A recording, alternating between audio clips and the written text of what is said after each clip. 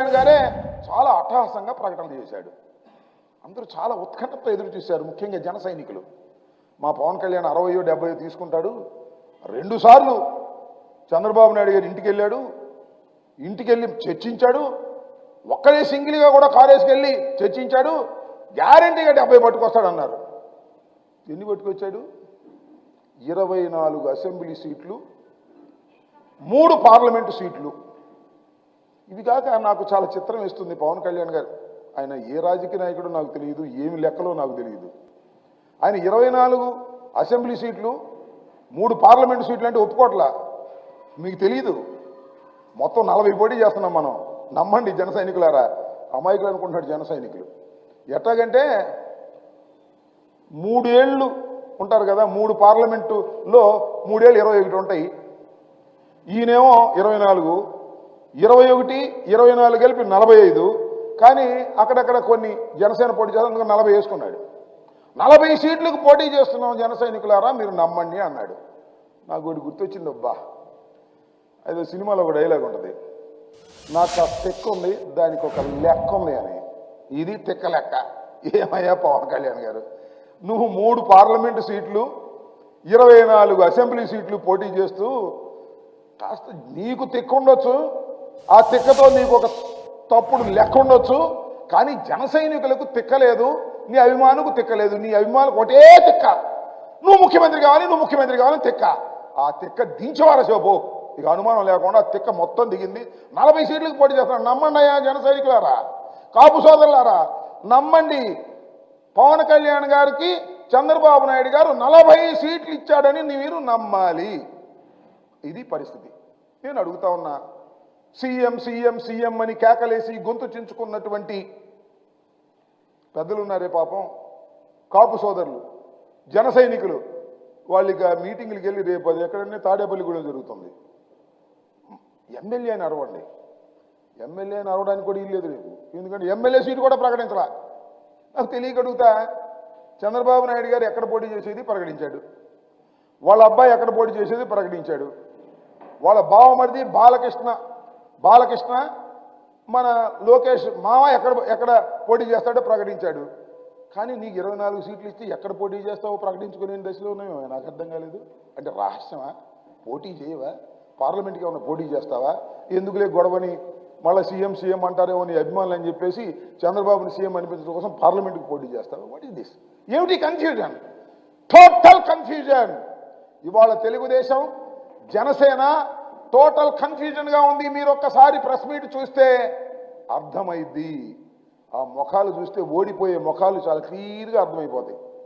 పవన్ కళ్యాణ్ గారు మైక్ పిచ్చుకు ఏం మాట్లాడో, చంద్రబాబు నాయుడు గారు మైక్ పిచ్చుకుని ఏం మాట్లాడో చూస్తే ఓడిపోయే ముఖాలు చాలా స్పష్టంగా కనిపిస్తూ ఉన్నాయనే విషయాన్ని దయచేసి అర్థం చేసుకోమని ఈ సందర్భంగా నేను మనవి చేస్తున్నాను.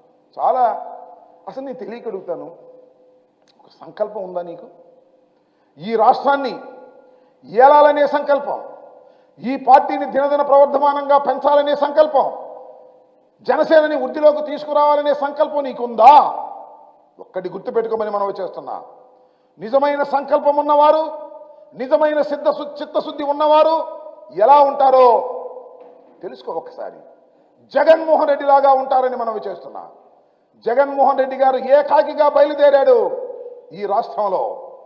పార్టీని స్థాపించినప్పుడు ఏకాకే, ఎవ్వరూ రాలేదు, తల్లి తప్ప. ఆయన వెనుకడుగు వేయలేదు, ఎవరి చంకో ఎక్కాలని ప్రయత్నం చేయలేదు. బ్రహ్మాండంగా ముందుకు వెళ్ళి జయించుకుంటూ వెళ్ళాడు. మొదటిసారి ముఖ్యమంత్రి కాకపోయినా ఎవరితో పొత్తు పెట్టుకోనన్నాడు, ప్రజలతోనే పొత్తు అన్నాడు, ప్రజలతోనే ముందుకు వెళ్తానన్నాడు. చివరికి రాష్ట్రంలో 151 సీట్లు గెలుచుకొని రాష్ట్రానికి ముఖ్యమంత్రి అయ్యాడు. మళ్ళా ముఖ్యమంత్రి కాబోతున్నాడు. 175 సీట్లు టార్గెట్గా వెళ్ళబోతున్నాం. నేర్చుకోవయ్యా, సిగ్గుంటే బుద్ధుంటే రాజకీయాలు తెలిసి ఉంటే నేర్చుకోమని మనం చేస్తున్నా. ఎవరి పల్లకియో మోయటానికి పార్టీలు పెట్టేటటువంటి దౌర్భాగ్యమైన పరిస్థితి.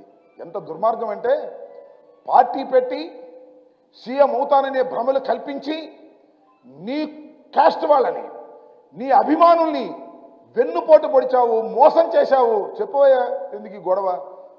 పాపం నాకు బాగా గుర్తొస్తుంది, మన చిరంజీవి గారు చాలా సౌమ్యుడు, పార్టీ పెట్టాడు, 18 సీట్లు గెలుచుకున్నాడు. 1 కాదు 2 కాదు. 18 సీట్లు గెలుచుకున్నాడు. గెలుచుకుని ఇక రాజకీయాలు ఆవలేము అని విలీనం చేశాడు. శుభ్రంగా సినిమాలు తీసుకుంటున్నాడు.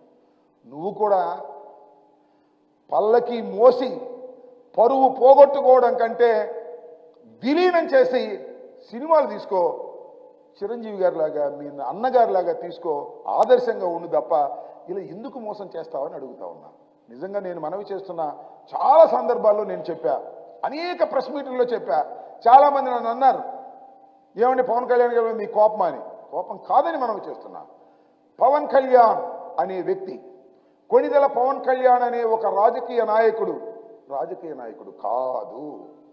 అతను రాజకీయాలు చేయాలని రాలేదు. అతని రాష్ట్రంలో ప్రజలకు మేలు చేయాలని రాలేదు. అతను వచ్చింది కేవలం చంద్రబాబు నాయుడు గారిని బ్రతికించాలనేటువంటి ప్రయత్నం. చాలా కాలం నుంచి చంద్రబాబు నాయుడు గారి సామాజిక వర్గానికి, అదేవిధంగా పవన్ కళ్యాణ్ గారి సామాజిక వర్గానికి మధ్యన ఉన్నటువంటి గల్ఫ్ని, తగాదాని సరిచేయటం కోసమే పార్టీ పెట్టాడయ్యా. నమ్మండి అయ్యా నా మాట. వంగవీటి మోహన్ రంగారావు గారిని హత్య చేసిన తర్వాత రెండిటికి మధ్యన అగాధం ఏర్పడితే ఆ అగాధానికి బ్రిడ్జి వేయడం కోసం పవన్ కళ్యాణ్ గారు పార్టీ పెట్టాడు. చంద్రబాబును మోయటం కోసం పార్టీని పెట్టాడు. చంద్రబాబును అధికారంలోకి తీసుకురావాలనే తాపత్రయంతో పార్టీ పెట్టాడనే విషయాన్ని నేను మనవి చేస్తున్నాను.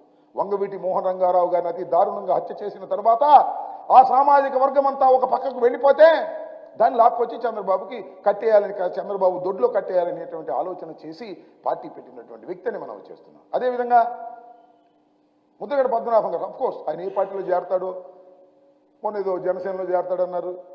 కానీ వీటి మనవి చేస్తున్నాం. ముద్రగడ పద్మనాభం గారిని కూడా బ్రతికుండంగానే వేధించినటువంటి వ్యక్తి నారా చంద్రబాబు నాయుడు గారు కాదని అడుగుతా ఉన్నా. అలాంటి నారా చంద్రబాబు నాయుడు గారికి ఊడిగం చేయడానికి పార్టీ పెట్టి వాళ్ళు ఊడిగం చేస్తున్నావు. అసలు నువ్వు మైక్ పట్టుకుని మాట్లాడేటప్పుడు నీ ముఖంలో నెత్తురు చొక్కుందా? ద్రోహం చేస్తున్నాననేది నీ గుండె చెబుతుంది. అందువల్ల సరిగా మాట్లాడలేకపోయావనే విషయాన్ని కూడా ఈ సందర్భంగా నేను మనవి చేస్తున్నాను. కాబట్టి నేను ముఖ్యంగా ఈ రాష్ట్రంలో పొత్తు అనేది ఎప్పుడో నిర్ణయించేశాడు.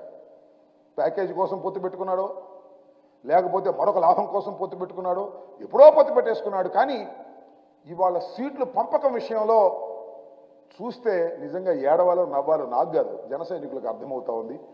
ఇది ఒక అపవిత్రమైనటువంటి పొత్తని అనేక సందర్భాల్లో మేము చెబుతున్నాం. దీనిలో ప్రజల్ని మోసం చేసేటటువంటి కార్యక్రమాలు నారా చంద్రబాబు నాయుడు గారు, లోకేష్ గారు తోడు దొంగలై వ్యవహరిస్తున్నారు. ప్రజల్ని మోసం చేసే కార్యక్రమంలో ఉన్నారు.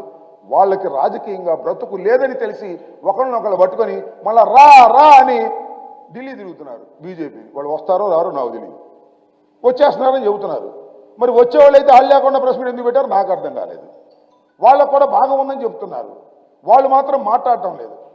Total confusion. ప్రతిపక్షాలు, ప్రత్యర్థ రాజకీయ పక్షాలు పూర్తిగా కన్ఫ్యూజన్లో ఉన్నాయి. వైఎస్ఆర్ కాంగ్రెస్ పార్టీ, జగన్మోహన్ రెడ్డి స్ట్రైట్గా కన్ఫ్యూజన్ లేకోకుండా సిద్ధమై రాజకీయాల్లో ముందుకు వెళుతున్నాం.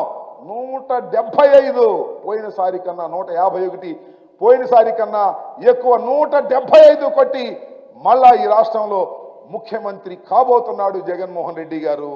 జగన్మోహన్ రెడ్డి గారిని ఎదుర్కొనే దమ్ము లేక మీరిద్దరు కలిశారు. అదేమంటే ప్రజల శ్రేయస్సు కోసం కలిశారంట, రాష్ట్ర శ్రేయస్సు కోసం కలిశారంట. అదేమంటే విధ్వంసం జరుగుతుందట, దుర్మార్గమైన పాలన జరుగుతుందంట, ప్రజలందరూ వ్యతిరేకంగా ఉన్నారంట. మరి ప్రజలందరూ వ్యతిరేకంగా ఉంటే అసలు మీరెందుకు కలవటం? ప్రజలు ఓడిస్తారుగా.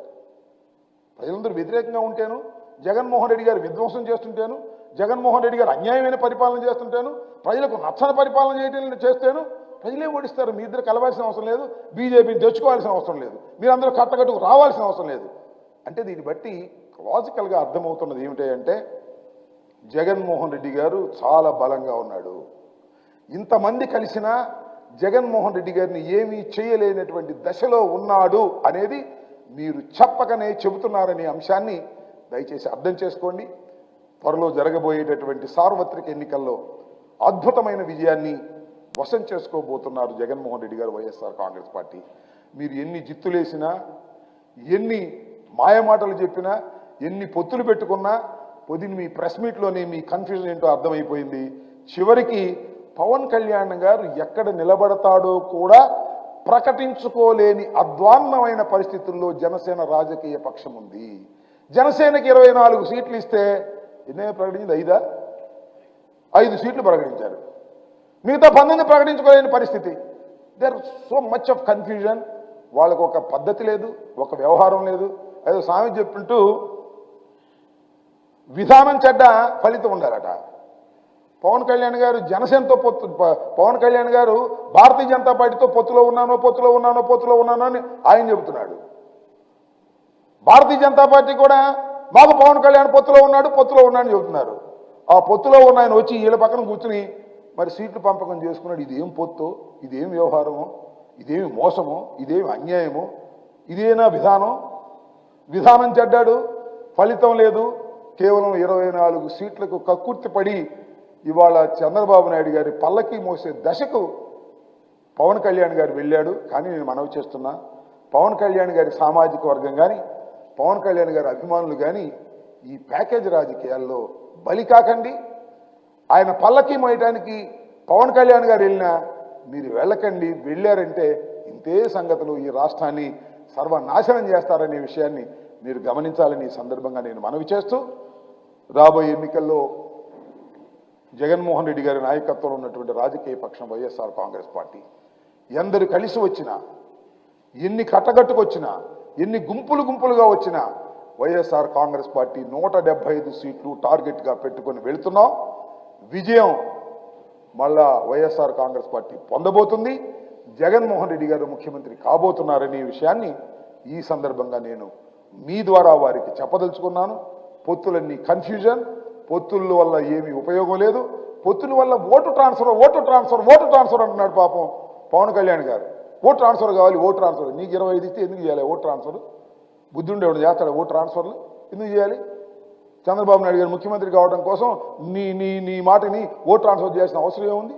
ఈ రాష్ట్రానికి పట్టినటువంటి శని చంద్రబాబు నాయుడు గారని ప్రజలు వదిలించుకున్నారు. మళ్ళీ ఆ శనిని పట్టుకొచ్చి ఓటు ట్రాన్స్ఫర్ చేయండి, కాపులందరూ చంద్రబాబు నాయుడు గారికి వెయ్యండి అని చెప్పేటటువంటి దౌర్భాగ్యమైన పరిస్థితుల్లోకి వెళ్ళారు పవన్ కళ్యాణ్ గారు. కాస్త జ్ఞానం ఉన్నటువంటి ఏ కాపు కులస్తుడు కూడా పవన్ కళ్యాణ్ గారి బాట వినేటటువంటి పరిస్థితుల్లో లేరని వాస్తవాన్ని మీరు తెలుసుకోవాలంటే ఎన్నికలు అవ్వాలి, లేదా ఎన్నికల ట్రెండ్ ఏంటో తెలుసుకోండి.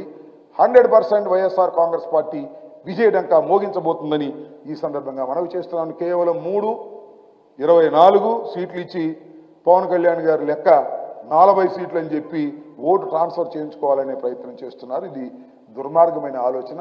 ఆంధ్ర రాష్ట్ర ప్రజానీకం తెలివిగలవారు, వారు కీలెరిగి వాత పెడతారు. ఇలాంటి పొత్తులన్నింటినీ కూడా తిరస్కరిస్తారని ఈ సందర్భంగా నేను చెప్పదలుచుకున్నాను. ఇంకా ఓకే.